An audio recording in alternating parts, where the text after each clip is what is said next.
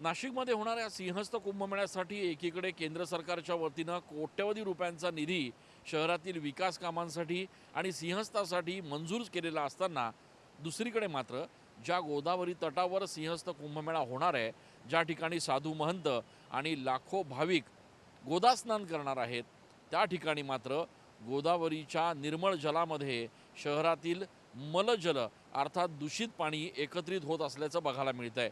आपण दृश्यांमध्ये हा जो संपूर्ण प्रकार बघतो आहे हा धक्कादायक तर आहेच, मात्र गोदाप्रेमींसाठी आणि नाशिककरांसाठी हा अत्यंत वेदनादायक असा प्रकार आहे। गोदावरीच्या पवित्र जलामध्ये आगामी काळामध्ये हजारो लाखो भाविक जे आहेत ते स्नानासाठी येणार आहेत।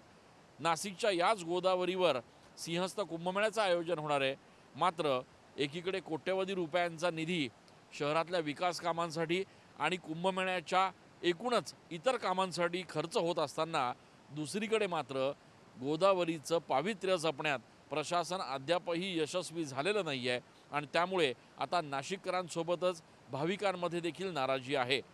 गोदावरीचं पावित्र्य राखलं गेलं पाहिजे आणि गोदावरी तात्काळ प्रदूषणमुक्त झाली पाहिजे तरच कोट्यवधी रुपयांच्या या निधीला आणि नाशिकमध्ये होणाऱ्या सिंहस्थ कुंभमेळ्याला अर्थ असेल अशी भावना आता नाशिककर व्यक्त करतायत।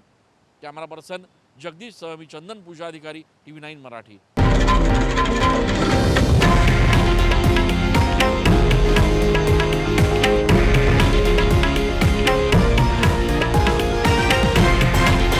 हे आहे देशातील नंबर 1 न्यूज नेटवर्क आणि आपण पाहत आहात TV9 मराठी, एकमेव।